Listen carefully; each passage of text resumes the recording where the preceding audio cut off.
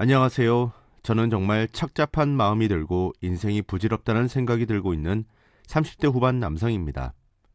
아직도 제가 받은 충격에서 저는 빠져나오지 못하는 중이고 여전히 너무나도 많이 힘든 상태이지만 그럼에도 불구하고 용기를 내서 제 이야기를 한번 보내봅니다. 시간이 약이라고 언젠가는 이렇게 힘든 제 감정들을 가져가 주겠지 싶은 생각이 들다가도 제가 과연 이 고통을 이겨낼 수 있을지 확신할 수가 없네요. 그래도 답답하고 힘든 제 심정을 이곳에서라도 익명의 힘을 빌려 여러분들께 털어놓으면 제 속이라도 조금 후련해질까 싶어서 글을 쓰게 되었습니다. 저는 이나밀려 집안의 막내입니다. 위로 2살 차이 나는 누나와 4살 차이 나는 형이 하나씩 있습니다. 나이 터울이 2살씩 차이가 나는 우애 좋은 3남매였습니다. 장남이었던 형은 항상 든든한 사람이었으며 뭐든지 스스로 해결하는 멋진 사람이었어요. 장녀였던 누나도 마찬가지로 제게 자랑스러운 가족이었죠. 저희 집 가족들은 무척이나 화목했습니다. 엄하시지만 자상하셨던 아버지와 항상 우아하시고 기품이 흐르셨던 어머니의 사랑을 듬뿍 받으며 저희 3남매는 우애 좋게 자랄 수 있었습니다. 서로 도와주고 의지하고 끌어주면서 말이에요. 그중 제가 제일 많이 손이 갔던 사람이었을 거예요. 아무래도 제가 제일 어려서 그런지 다들 조금 오냐오냐 해줬던 면들이 있었거든요. 저희 3남매는 저희 부모님의 자랑거리도 차례차례 되었습니다. 형은 본인이 스스로 하고자 하는 분야에서 정말 알아주는 대기업으로 수월하게 취업을 하였고 누나는 공기업에 취업을 하게 되었습니다. 저는 처음에 형과 비슷한 직렬로 취업을 하고자 하였습니다. 하지만 회사에서 요구하는 것들과 사회적으로 만들어져 있는 틀에 저를 맞추고 싶지 않아졌고 그런 것들을 요구하는 회사에서 일을 하고 싶지 않다는 반항감이 들었습니다. 그리고 생각했죠. 그럼 내가 사장이 되어야겠다고 말입니다. 그래서 저는 제 친구들 몇몇을 데리고 작은 회사를 차렸습니다. 원래 하던 분야와 살짝 어긋난 분야였긴 하지만 생각보다 좋은 성과를 이룰 수 있었습니다. 빚이 절반이었고 정말 열악한 환경에서 일을 하던 것이 점차 깨끗한 사무실로 바뀌어져 갔고 제가 벌게 되는 순수익의 그래프가 점차 상승 곡선을 이루게 되었습니다.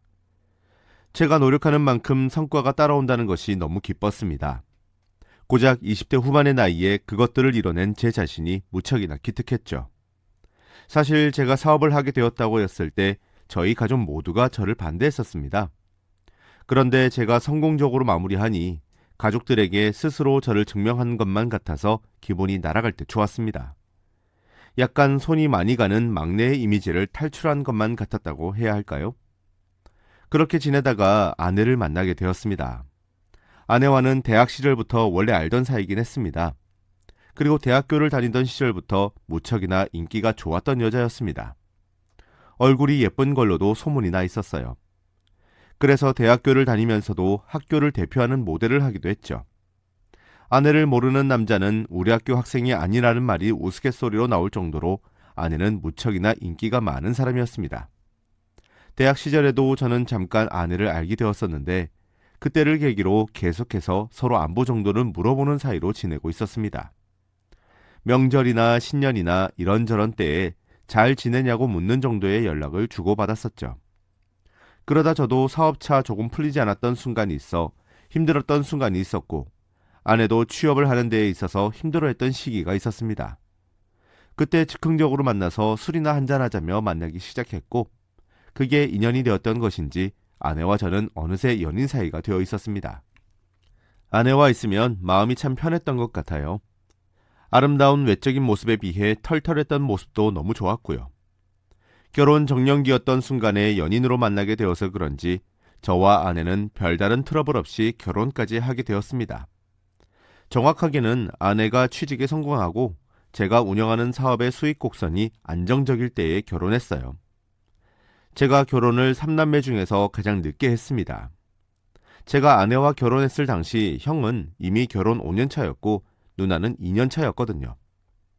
아내가 취업한 회사는 제 형이 현재에도 재직 중인 대기업이었습니다. 직렬이 달라서 회사 내에서 그렇게 자주 만나는 상황이 펼쳐지는 것은 아니었지만요. 결혼을 하고 나니 제 생활은 좀 더 안정적으로 변해갔습니다. 확실히 사랑하는 사람과 가정을 꾸려서 안정적으로 사는 것이 왜 많은 사람들의 목표인 것인지를 잘 알 수 있을 정도로 무척이나 행복했습니다. 저는 아내와 저의 아이를 빠르게 가지기를 원했어요. 하지만 아내는 아직은 때가 아니라며 30즈음에 가지고 싶다고 이야기를 했죠. 저희는 20대 후반에 결혼을 했었기 때문에 조금 더 여유가 있긴 했었거든요. 그런데 행복했었던 순간은 아주 잠깐이었습니다. 한 1년 반 정도 지났을까요? 점차 저와 아내 사이의 대화는 단절이 되기 시작했어요.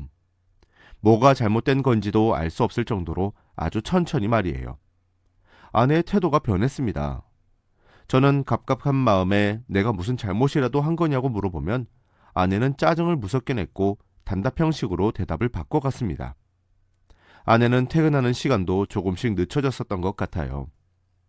아내가 말을 하기를 아내가 맡고 있는 업무 직렬은 그때그때 즉각적으로 문제에 대응을 해야 하고 업무 미팅이 잦아서 출퇴근이 많이 불확실하다고 이야기를 했습니다.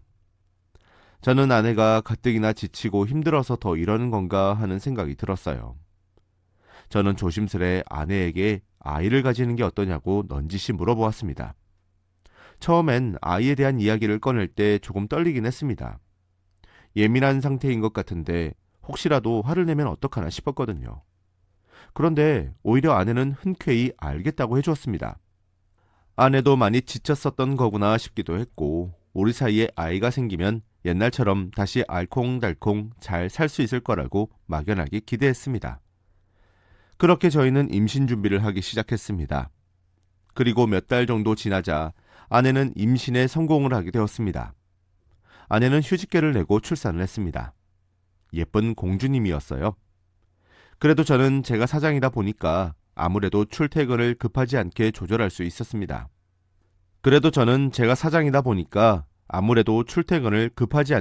수가 있습니다. 게다가 아내는 일에 대한 애착도 강한 편이었기 때문에 아이를 낳고 바로 복직했습니다. 저와 상의하고 결정한 일이었어요. 그리고 제 예상이 맞았던 것인지 아내와 제 사이도 옛날 신혼 시절처럼 돌아왔습니다. 딸아이의 폭풍 애교에 정신을 차리지 못하고 있었어요. 아이가 4살이 되던 해였습니다. 제 고향 친구가 전화가 한 통 걸려왔습니다. 고향 친구는 제게 말을 했죠.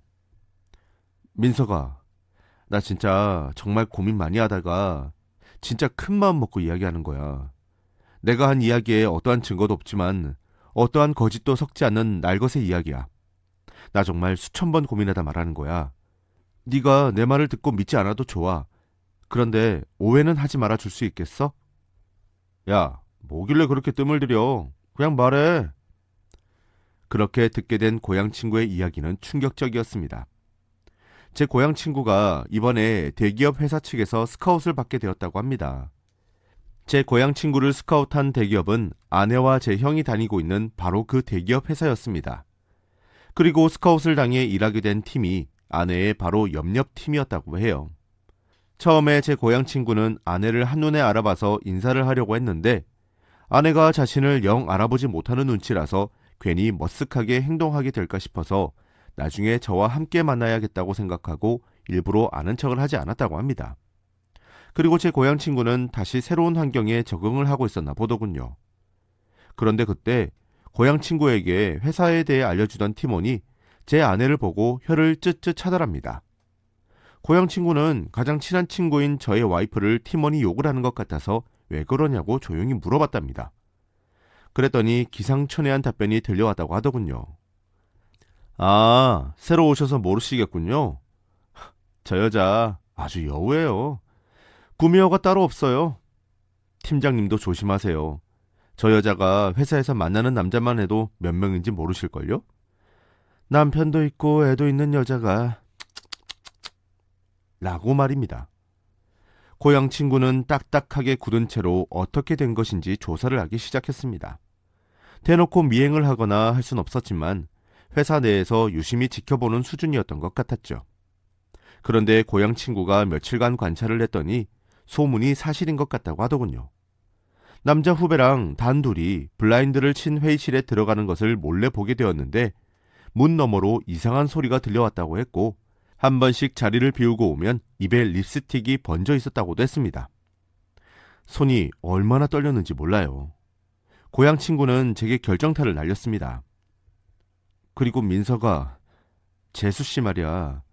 귀가 시간이 많이 늦지는 않니? 근데 그건 회사에서 프로젝트 때문에 늦게 마치는 거라고. 민서가, 지금 재수 씨네 팀 맡고 있는 프로젝트 하나도 없어.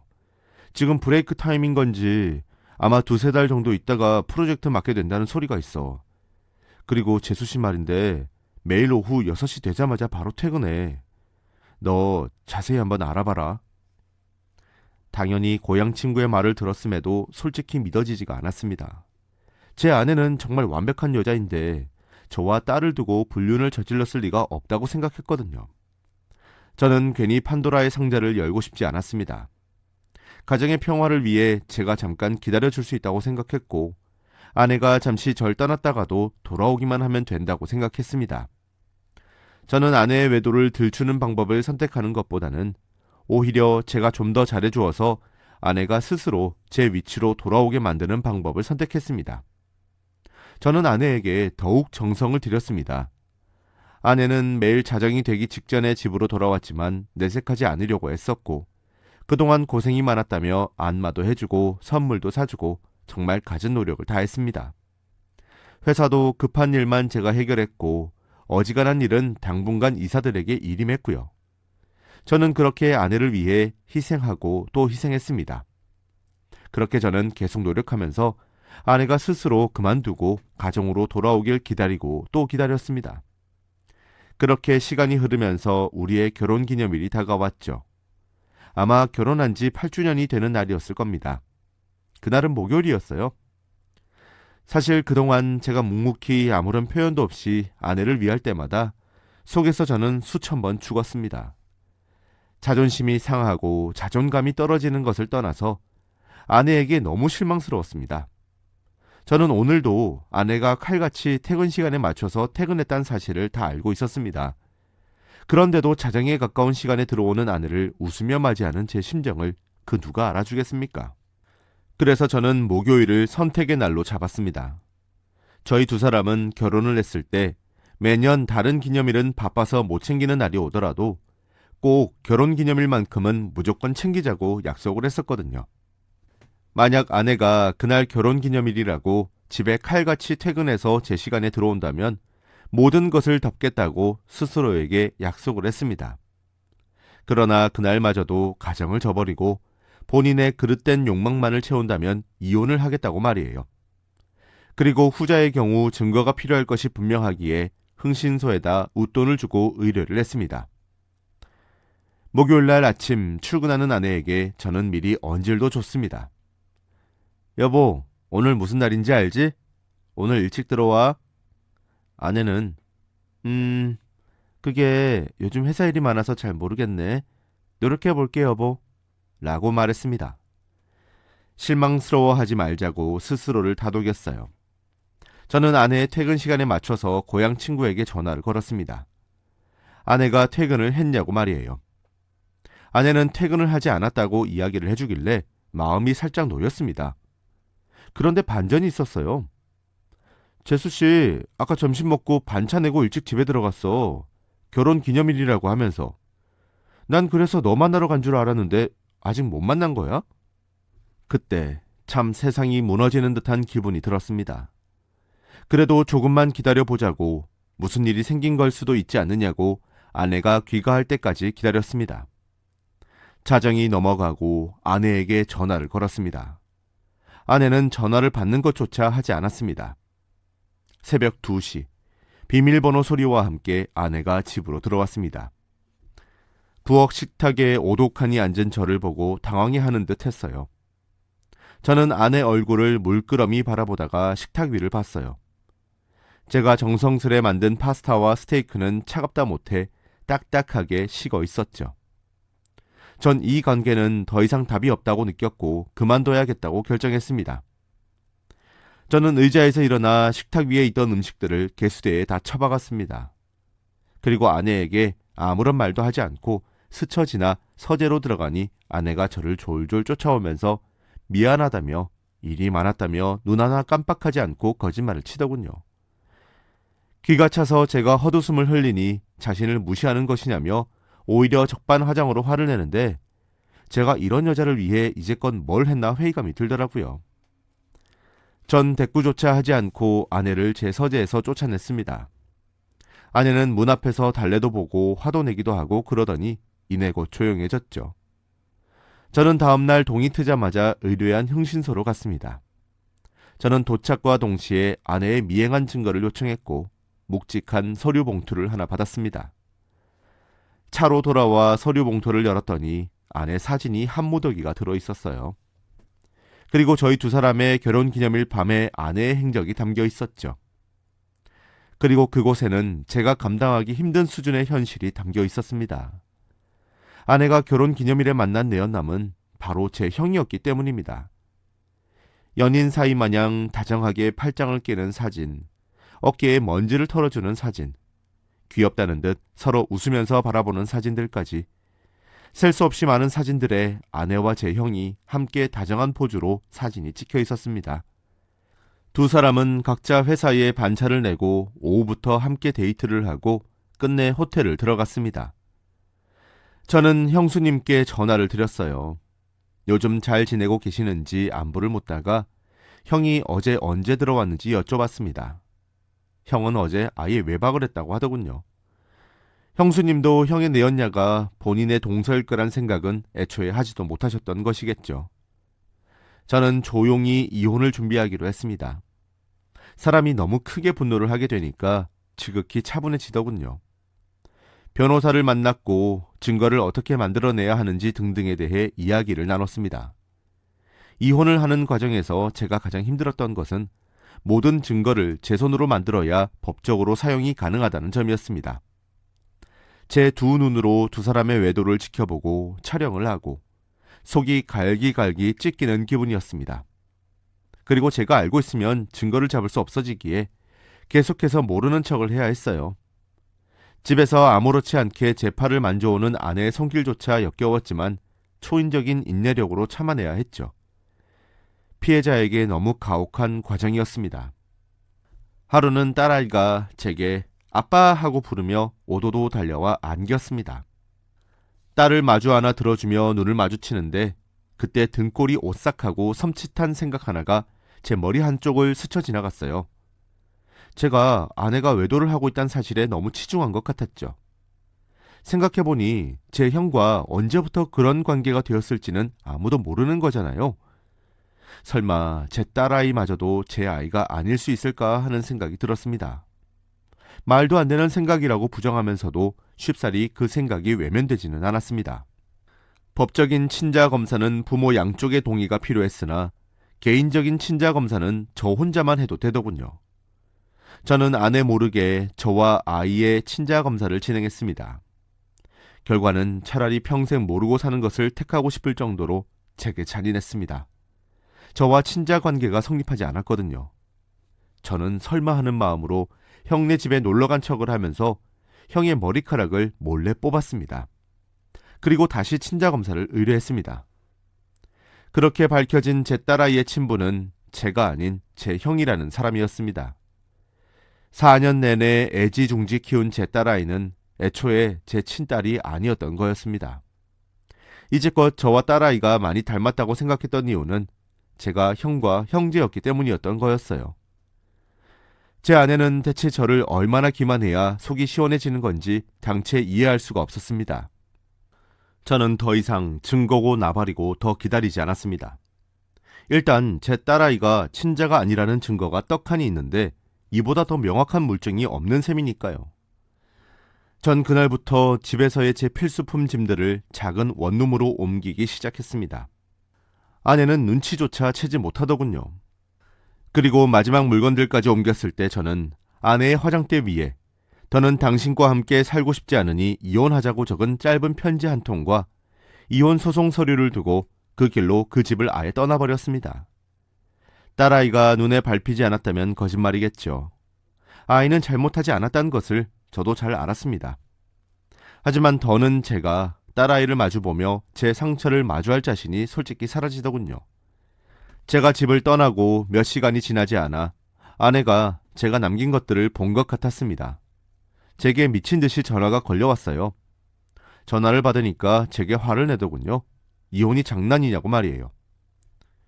그럼 당신은 불륜이 장난이라 다른 사람도 아니고 내 형이랑 불륜을 저질렀어? 제 한마디에 아내는 그걸 어떻게 라는 말만 앵무새처럼 반복할 뿐이었어요. 전 차분하게 말했습니다. 우리 이혼하는 이유 처가댁에도 알릴 거고 우리 집에도 알릴 거야.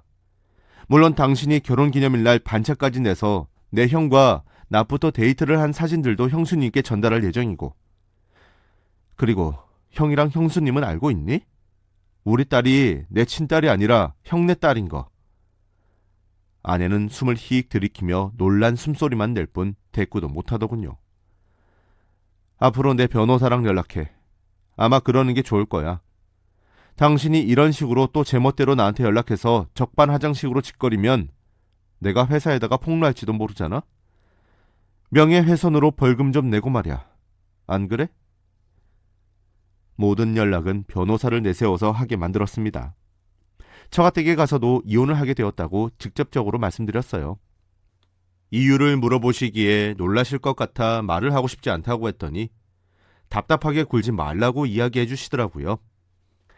조용히 아내의 불륜 사진을 보여드렸습니다. 장모님께서 눈을 비비며 사진을 다시 보시고는 여쭤보시더군요.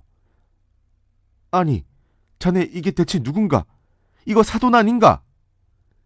예, 장모님. 저도 지금 당장이라도 제 아내에게 뺨이라도 한 대 걷어올리지 못하고 나온 거 후회 중입니다. 장모님 따님께서 불륜을 저지른 상대가 결혼해서 아이까지 낳은 제 형이니까요. 기겁하는 처가댁을 뒤로하고 저희 본가를 향했습니다. 그리고 형과 아내를 제외한 모든 가족 보고 급히 오라고 전화를 돌렸죠. 마지막으로 형수님께 전화를 걸었어요. 본가로 와달라고 말이에요. 아내가 그새 형에게 일러 바쳤던 것인지 형수님께서 제게 그러시더라고요. 형이 형수님께 저와 연락 자제하라고 했다고요. 그래서 형수님께서 제게 미안해 하시더라고요. 참 그런 것도 형이라고 제가 대접을 해주고 살았나 봅니다. 형수님, 요즘 형 외박이 잦지 않으세요? 늦게 들어오시진 않고요? 그거에 관한 거예요. 형과 싸울 것이 걱정된다면 오늘 저랑 만난 거 비밀로 하시면 되지 않겠어요? 오늘 본가에 오지 않으시면 아마 두고두고 후회하시게 될 겁니다. 제 말을 들은 형수님은 일단 알겠다며 전화를 끊었어요. 본가에 도착하니 형수님도 도착해 있었어요.